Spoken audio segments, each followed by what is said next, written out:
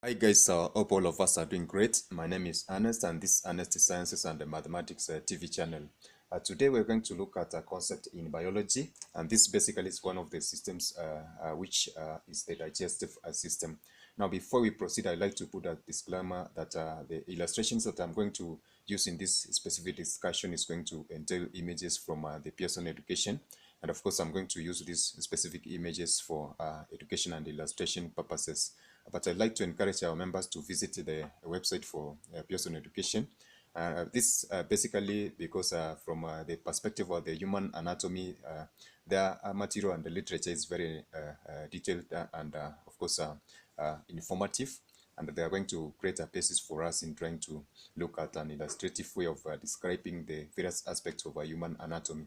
Now that one having been said and done, I'd like to of course welcome each and every one of our members who have joined the group, and of course encourage them to visit our description boxes for various links of other videos that we have put for detailed discussions of similar topics. Now in this case, we're going to look at one of the systems in humans. In our previous videos, we have discussed on various aspects of the circulatory system, the support system, the endocrine system, and others. Now we said that from the basic discussion on cell differentiation, several cells are going to join to form muscles, and of course our tissues, and the tissues are going to of course join together to form what we refer to as organs, and the organs in that specific hierarchy are going to join together to form what we call a system. Now in this case, the digestive system is going to constitute a number of organs which are going to coordinate together to facilitate this specific process of what we refer to as digestion. Now then, in a sense, this specific concept of digestion refers to a number of changes which are going to take place from the specific starting point of this specific digestive system, which is a number of organs, to the end. Of course, we're going to see that this basically constitutes of a system that has got opening on both ends, running from this specific section that we refer to as the oral cavity to the anal opening this specific section of the human digestive system. Now in this case, from the illustration, we're going to see that this human digestive system is basically classified into two broader categories, which constitute the major organs and the accessory organs in that respective order. Now in this case, we're going to see that basically as the organs are going to be involved in various processes in trying to ensure that the process of digestion takes place, there are other accessory organs which are in one way or another going to be releasing some essential chemicals and enzymes which are going to be involved in breakdown of this food or facilitating the absorption or elimination from the body in one way or another. Now in this case, I'm going to mention a few of these specific organs, and of course the major organs which constitute the digestive system as I've mentioned. Now in this case, from this particular section at the upper end, we have what we refer to as the oral cavity.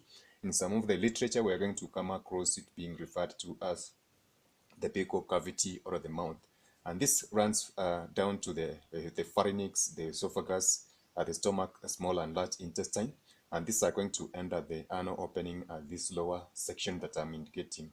Now the section on my left side of the display, of course, is going to consist of the accessory organs, which of course encompass the teeth and the tongue, salivary glands, which are located at this oral cavity, and the organs around it, or the tissues around this specific region. And then we're going to have other accessory organs at the abdominal cavity around this region, which are going to be consisting of the liver, the gallbladder, and the pancreas in that specific order. Now, why do we need this specific process of digestion in our body? Now, for us to have this specific essence of life being sustained, the body will always require energy for cell, or rather energy and some nutrients for cellular utilization and survival.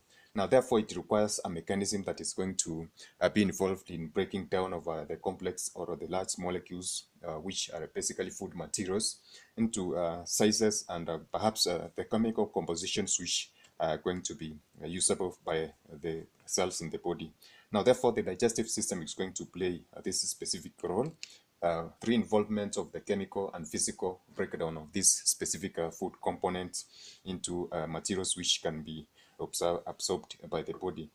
Therefore, we can list a few functions of this specific section of the digestive system, which basically entails the physical and the chemical digestion that I've mentioned, and essentially the elimination of these specific unused food materials or unusable food materials through these openings, and it exits into the environment.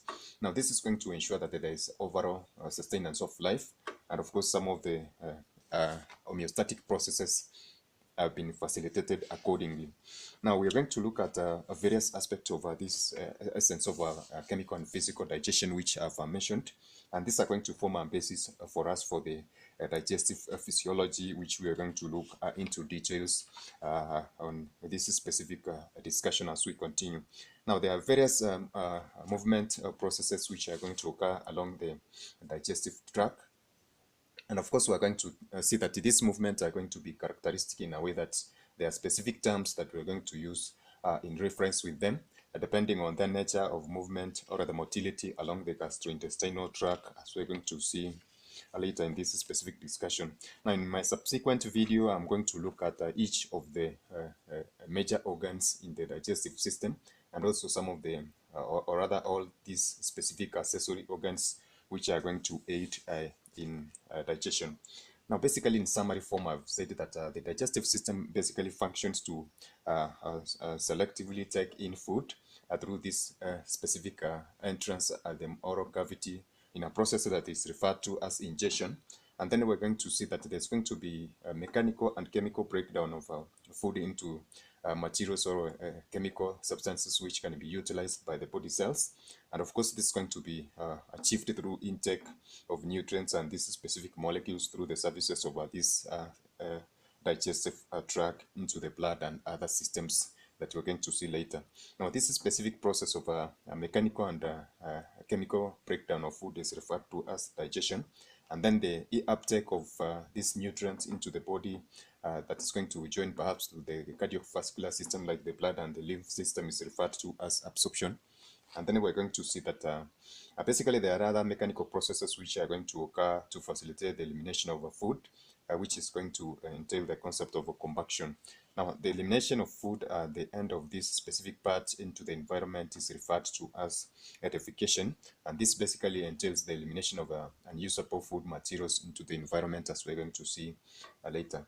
So now catch us in our next video as we're going to look at various aspects of these movements or motility which I've talked about, and they're going to assist us to complement in this specific discussion on various aspects that we're going to see, especially under digestive physiology. So I'd like to encourage our members to kindly subscribe to our channel and also check the comment and the description boxes of various links of other videos that are going to put there which are similar, and of course they are going to complement on this specific aspect of digestive system in man. So that is it for now, guys. Bye, God bless you. Catch us in our next video.